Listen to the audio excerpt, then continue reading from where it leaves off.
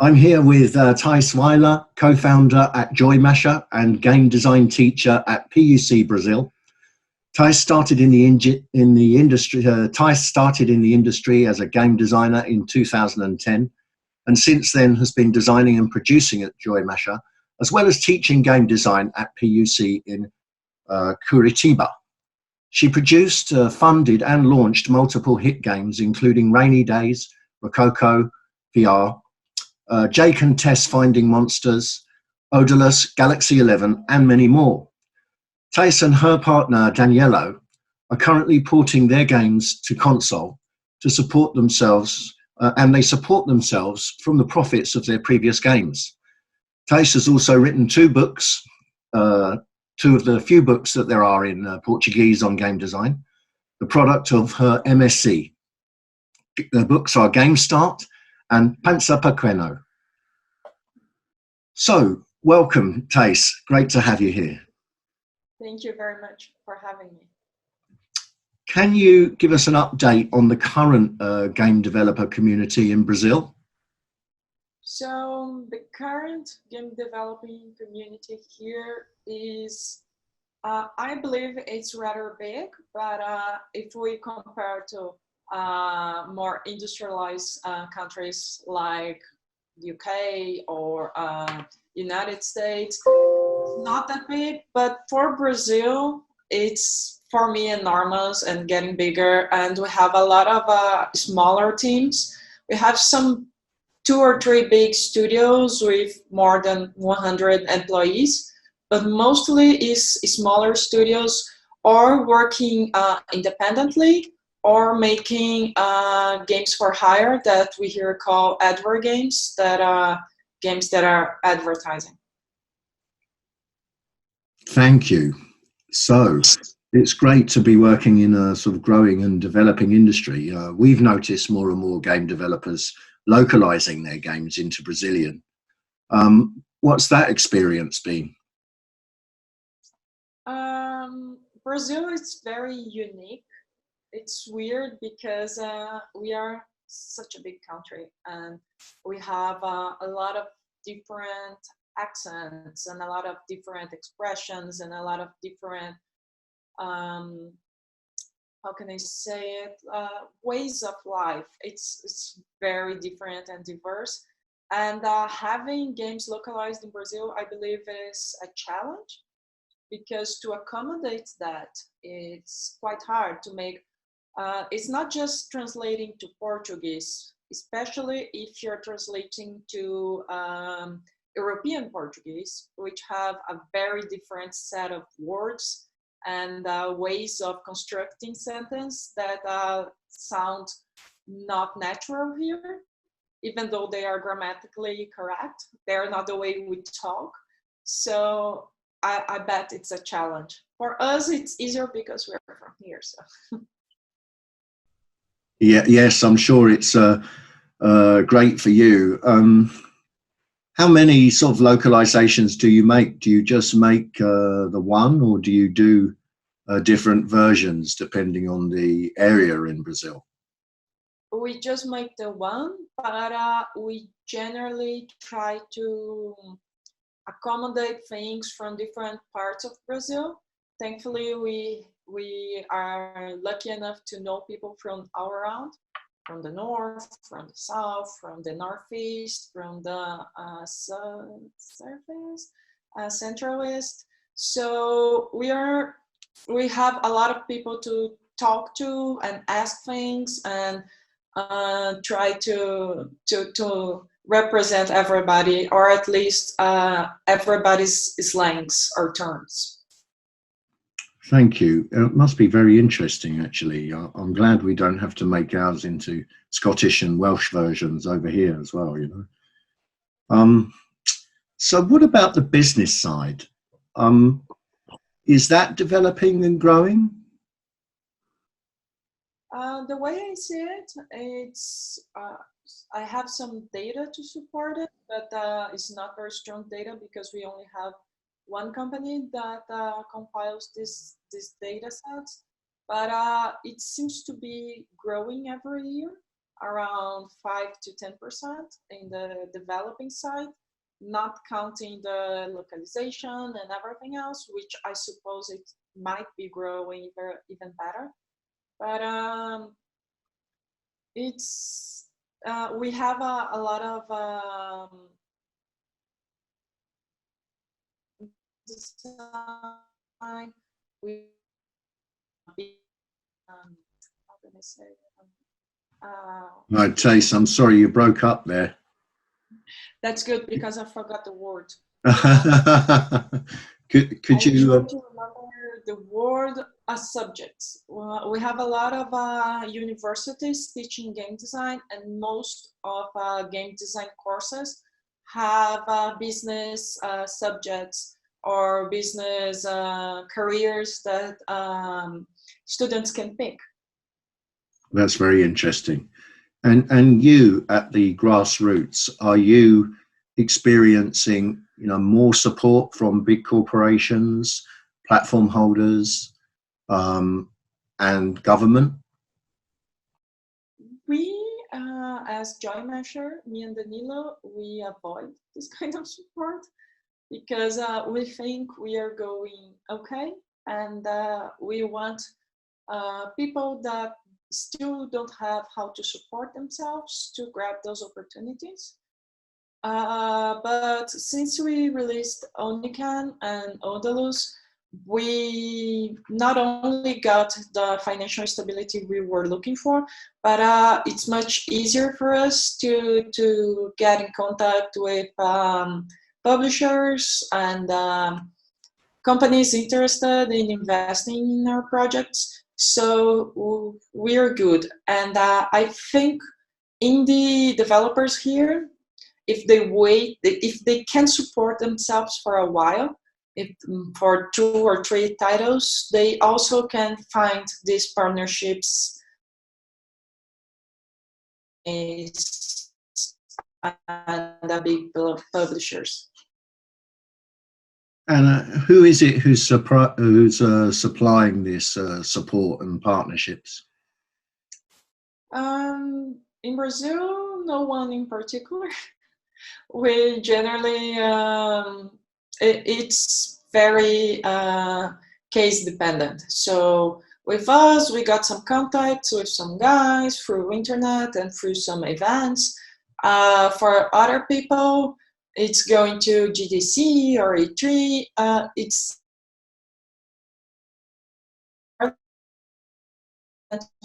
for this kind of travel abroad, but it's not impossible. It's just a lot harder. I'm sorry, you broke up again there in the last one. Could you just say the last bit again, please? Sure.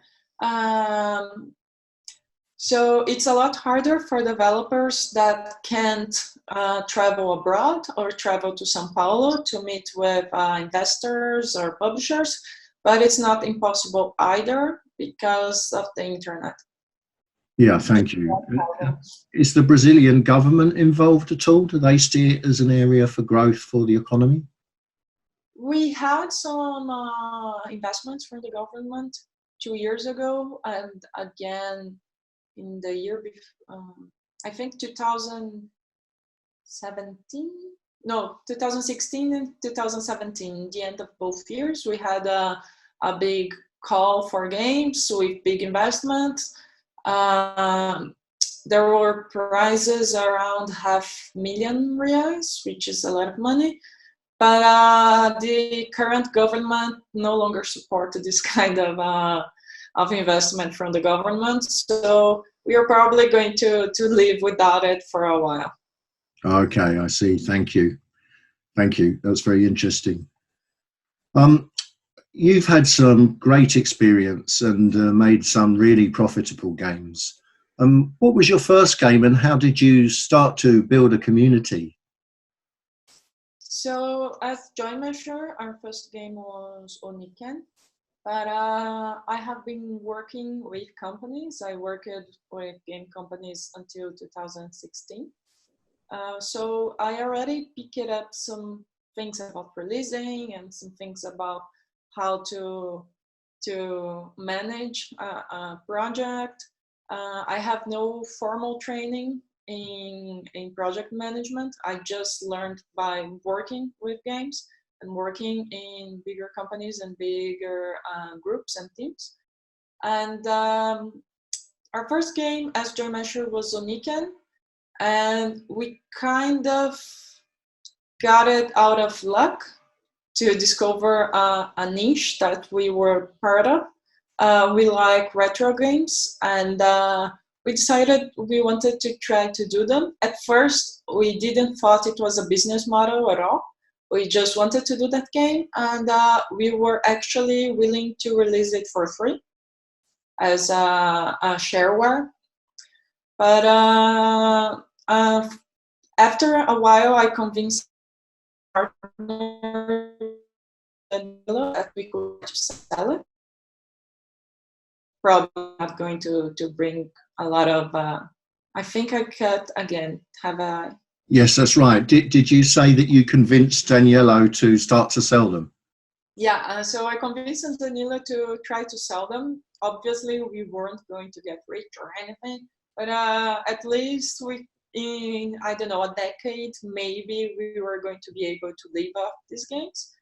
And he agreed, and we released Ukie in 2012 for $5, I think. And we sold 100 copies or something like that. So yeah, oh, okay, that's not possible. You're not going to make money out of this, but we are going to still have fun making games. That changed in 2014 when we released Ukie on Steam. That's when we realized it living of that was 2014. I don't think anyone releasing a game on Steam right now would find the same characteristics and benefits we found. Okay, yeah, you're finding it a lot harder on Steam these days. I believe it is.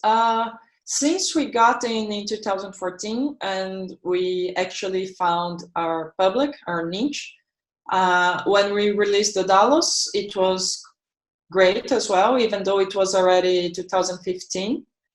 And I believe Blazing Crown, that is, we are going to release in the next couple of months, is going to be okay as well. But if you're just getting into Steam right now, I know it's not the same as we found it 4 years ago, 5 years. What's changed? We not only, I don't like to say competition because I don't see other indie games as competition. They are different views on and different expressions. But there is a lot of games, and sometimes the player can get confused with so much options. Every day, around 10 games. Sorry, you broke up there. 10. So nowadays, every day, around 10 games are released on Steam, sometimes even more. And it's really hard to shine through 10 games every day. And let alone in the next day when another 10 games get out, and the next day when more 10 games get out. So if you don't have a fan base already, or if people are not particularly interested in your game, it's going to be a really tough sell in your first game in Steam right now. Do you build your fan base outside of Steam as well? We are not particularly good communicating. We try, we do our best, but in the end of the day, it's just two people making games. But I think I see a lot of people interested in our games in the Steam forums, but Twitter, in Tumblr. We try to keep contact with all of them in these different platforms. We're just not very fast at doing it. And do you use publishers at all then to build your community? Sorry? Do you use publishers at all to help with the marketing and build your community? We had never used publishers before 2017, I believe, when we signed a contract with the arcade crew for Blazing Chrome. So Blazing Chrome will be our first game released with a publisher. So since it wasn't already released, I can tell for sure how it impacted. But so far, we are having a good experience with that. Oh, that's great. And do you have pre-sales of that game then? No pre-sales, because we are going to release it, and that's when it's going to be public. For now, it's just vaporware. Okay, well, I'm very excited, and I know our audience will be looking forward to Blazing Chrome, yeah? Yes, I hope they like it. Do you have a release date for that yet? Not yet, but I know it's coming out in the next 1 or 2 months. Okay, great. Well, look forward to that. I hope it does very well for you. Thank you. So back to questions here. You've specialized, as you said, in retro games, but you've also specialized in the mental health area. Is that right? Can you tell me a little bit about that? It's not a specialization, much more of a hobby. Okay. I love making games, and at JoyMasher we do those retro games, retro feels, trying to emulate something about the 80s or the 90s. But as a personal developer, sometimes I do experiments, and Rainy Day was one of them. And it was a game about anxiety and depression, and it was a browser game. Okay, well, and how did that go down? Was that very well received, I imagine? It was better than I expected, really, much bigger than I expected in any way. I thought just some friends of mine were going to talk about it and probably hate it, and it actually is I think it's over 300,000 now, because Wow, it's online. fantastic. So yeah, it's a lot. Yeah, it almost overwhelming. Oh, that's great. And do you think that the game makes a contribution to mental health as well as being entertainment? I think so, because most of the people who played came talk to me later to thank me for the experience. They say, some of them say, I feel exactly like that. And the message in all of the 4 endings of the game is, if you feel like that, you should seek professional help. So just a nudge of information for them to seek help themselves. And some people approached me to say that they didn't feel like that, but they knew someone who did, and they never understood that well, and the game helped them understand how that felt. Oh, so for me, just positives. Yeah, no, that sounds wonderful, actually. I'm going to take a look at that one myself. A Rainy Day, yeah? So you're porting your games to console, or you have ported your games to console? Mm-hmm. And how's that going? So I'm going to repeat myself again, but we're Okay. just 2 people. So to both Blazing Chrome and Ukie and Dallas, we found publishers that were interested in porting the game themselves. So what we do, we just test them and say if they're okay or not. But so it's more of a licensing deal? Yes, more of a license, totally a licensing deal, especially for Ukie and Odalos, that were our previous games that were released in 2012 and 2015. So they're Digeratis handling it, and we are looking and waiting, and so far happy with it. Great, thank you. And so, is it Blazing Chrome? Will that be simultaneously released on console as well as PC? Yes, for the first time ever in our history. Right. Okay. And has the publisher handled the console version for that? So they hired different teams to work in each of the versions, and they all send the bugs to us. So it's a lot of bugs, a lot. Yeah. Sure. And Sure. Well, good luck with that. Sounds one great fun. console in particular, in the other one, it doesn't. Sometimes we fix these bugs for, I don't know, Xbox, and then this fix makes something very weird happen in Switch or PS4, but it's going. Yeah, great. Yeah, it's quite a learning curve, isn't it, to do multiple SKUs at once? And we are not even doing the port ourselves. Imagine if we had to do that, it would take like 10 years. And by then, Yeah, I mean, I wouldn't be in business if it had taken me 10 years to do my console games. But tell me, so was it a difficult deal to negotiate with the publishers? feeling it's always hard. It doesn't matter what people say about how simple a deal can be, or how if you follow this rule book, you're going to get to a great deal.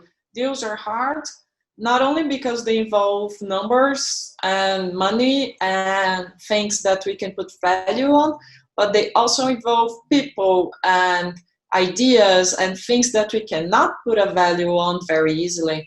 So what I tend to do, read the terms, understand what they mean, but also try to get a feel of the people I'm dealing with, if they are flexible, if they understand what we are doing, if they respect our work, because I feel that it's much easier to work with people that you feel that respect you and that you can respect them than with having a great deal but you don't trust your partners.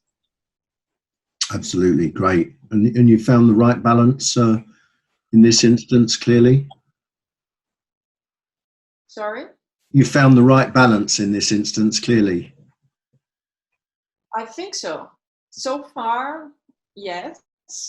But I don't like to make big statements and affirmatives without reaching to the end, which will be the release. But so far, it's doing great. Great. Yeah, thank you for that. Thanks. Very wise. I'm not very wise, but I try not to complicate myself for the future. Are you there? Yes. How have you kept up the momentum and continued to profit from your existing games that are now a few years old? So it's not as much as profiting as they continue to sell. They are not very, they are retro. They are not like, oh, this is a trend and it's going to fade away. Like, I don't know, self-shading or low poly or anything. People still buy retro games because they're fun and not just because of the style or because they remember them as something, but they're not good games. We always focus on making good games that are interesting and fun to play, even though they are not that young or that fresh anymore. But the thing is, they are still good games. Yeah, in a way, you're tapping into a whole new audience for those games, right? It's weird because we thought so, because we found this niche, generally older people that play those games as kids, but nowadays they expect gameplay to work in a certain way, in a more reasonable way that it worked in the 80s or the 90s. But it's quite surprising that we also have a lot of much younger players that play just for the game itself. Sorry, the last bit just broke up after you said the game itself. Oh, okay. So we have a lot of younger players that play for the game itself, not only for the nostalgia or how it makes them feel playing a pixel art game. They play because it's a good game and they like it. Thank you. So how much, being there just the two of you, as you've said, have you got involved much in the marketing of your games, and how much time do you spend on the marketing?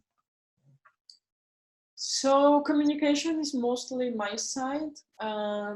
We try to communicate the development through our accounts or through Twitter, sometimes through our blog. Our blog is connected with other social media devices. So every time something new is posted, it's posted in the other social media accounts as well. But we generally really start to plan communication 2 months before a scheduled release. So we start to try to increasing the buzz and trying to bring more things about the game public. We try to appear more online. Also, fortunately, since our Brazilian scene is not that big, we know a lot of journalists. We try to contact them, even not officially, to say, hey, something's coming.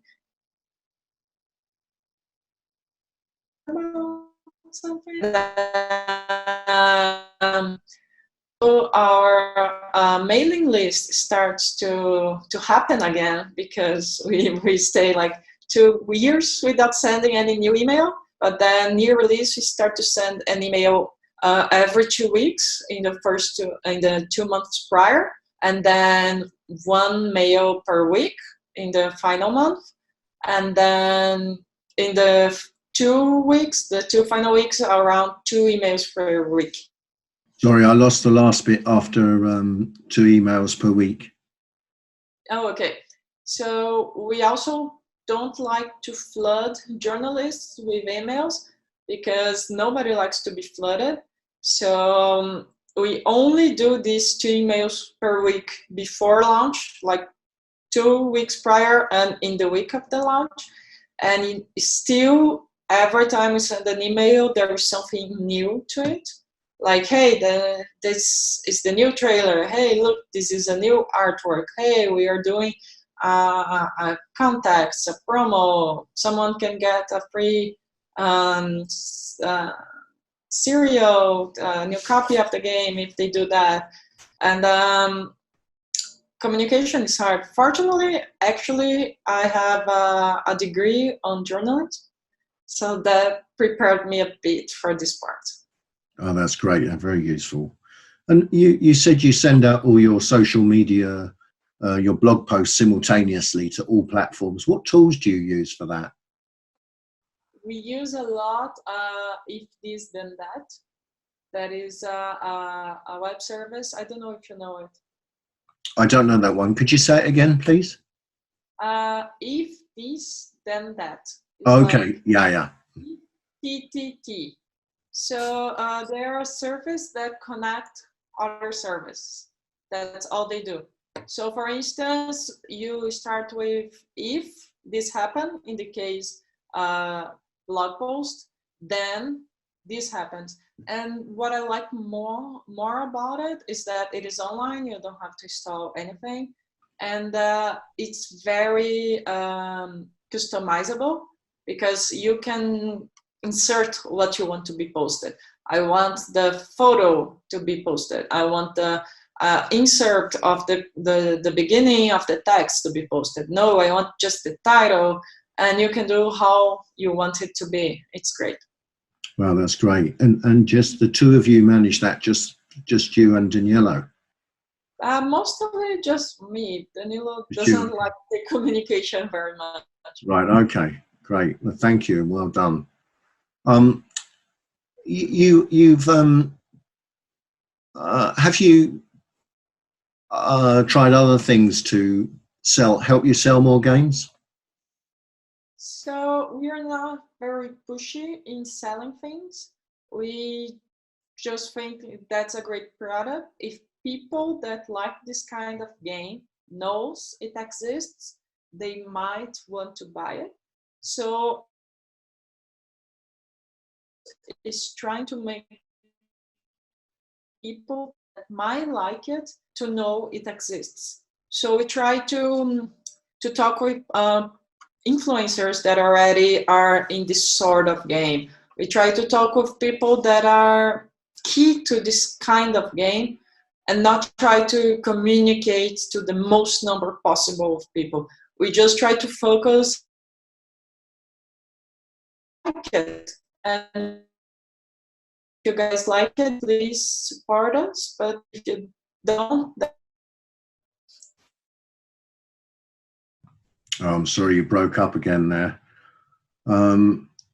What I heard is that you try to focus on the people that you focus on the niche. So you focus on people that you think are going to like your games, and you don't just go for the large scattergun approach. yes, we always try to focus on people that we think are going to enjoy this kind of game, and we. And where do you find them? How do you do that? So it's hard. That's very hard. But since we assume things of people that are like that, so we end up knowing some influencers or bloggers or journalists that are into this kind of thing, and that helps a lot. If you can be part of the niche that you are trying to sell, it's that's perfect. Yeah, that's great. I mean, that's exactly what you're doing. You're making good things for the people that want those good things, right? Exactly. And we don't try to convince them to buy. We just say, hey, this is the thing.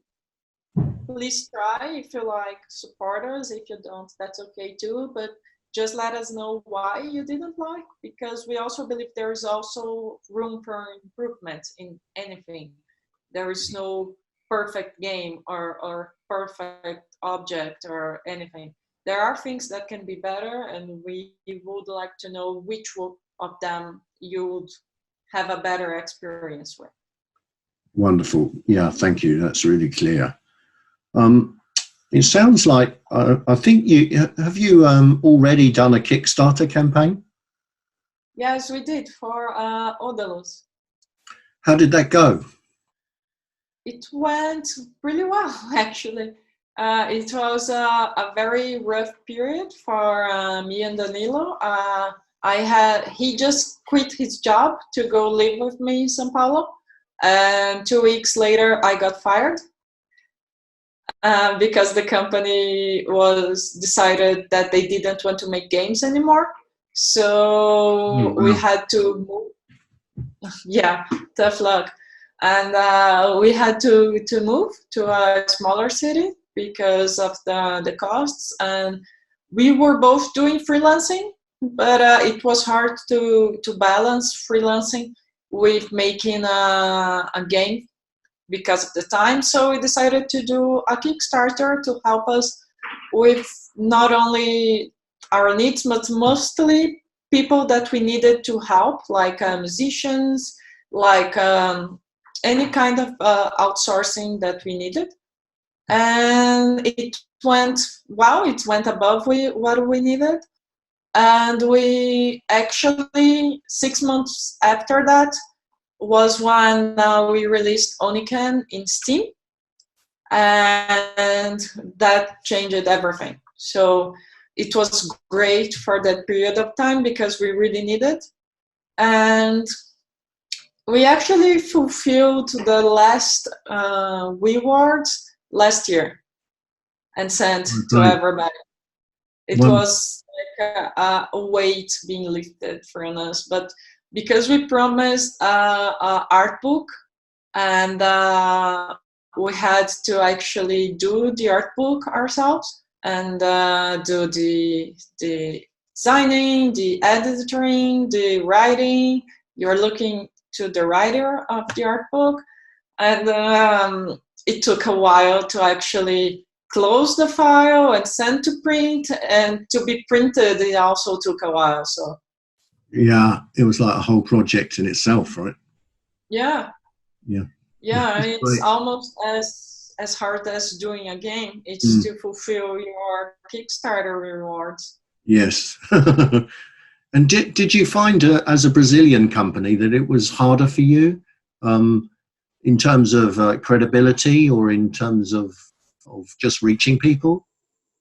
For the Kickstarter, yes, because since we're Brazilians, we can't actually use Kickstarter. We had to use Indiegogo, which at that time had a much smaller audience than Kickstarter. And because of that, Indiegogo uses PayPal. And when you use PayPal in Brazil, in a Brazilian account, through another Brazilian account, you can't use another currency that is not reais. So since our PayPal account was Brazilian and most of our friends were Brazilian, they couldn't donate to us through PayPal because the value was in dollars. And we contact Indiegogo about that, if they could add an option to put another currency, or I don't know, even adding reais to the currency, that would make possible for our friends to donate, but a lot of them couldn't because of that. Oh, wow. Well, it must have been very difficult. It Well, was well a lot. done for it making it, work and being so successful. Well, Um, we only have our fans and supporters to thank, actually, because they were the amazing people around it. We just did what we wanted to do. oh, great. Well, that's always wonderful, for a great position for a developer to be in. Um, so I've just got two more questions. Well, actually three. I have a fun one at the end. But can you tell me, can you tell our audience, have you got any advice for new studios, in this difficult market, where you touched on it with Steam, with 30 games a day being released? What advice could you give for independent studios starting up, or who are struggling at the moment? What would you advise? There are a few things, actually. First, do a game that you love something about it, because if you're doing a game just for the market or for the money you think you're going to receive it, you are not going to endure until finishing it. Second of all, choose a small game. Choose the smallest game possible in your mind, because even the smallest game, it's going to take twice or three times the time you thought it was going to take. And finally, even though you love your project, you need to learn to let go and to hear criticism, and to understand feedback, and to make concessions around it. Otherwise, you are just going to do something that you are the only one playing it, and not a game that was built to be enjoyed by a lot of people. Yeah, thank you. Great. And that's really good advice. And what about on the communication front? What would you say there? It's never too early to start communication, but with your audience. But that doesn't mean it's okay to just try to push your game to other people or media professionals. For instance, you just out of the prototype, a journalist don't want to publish a news story about that. That's not newsworthy. So don't chase them, because you're just going to burn bridges. Do you find it's worth like sending them a note and sending them maybe some screenshots of the prototype just to say this is the progress that we're making? Or is that still too early? At the prototype phase, no. I think it's okay when you have a demo, because journalists don't work with development. They don't they are just not used to wireboxing and to have a lot of squares doing things in the game or a lot of glitches. They need something more close to the finished product, because they play around finished products every day. So if you bring them a bunch of squares doing things, they're not going to see any potential on it, even though it might have, because it's not something they're used to work with. So I would say you need at least a demo, something very put well together, with a beginning, with an end, and with assets that look like the final thing, even though they aren't, but they at least look polished. Thank you. That's really useful advice as well. Thanks for our audience. I appreciate that. You've released quite a few games already. Can you tell me, if you'd had your time over again, is there anything you'd do differently? Sorry, you break in the end.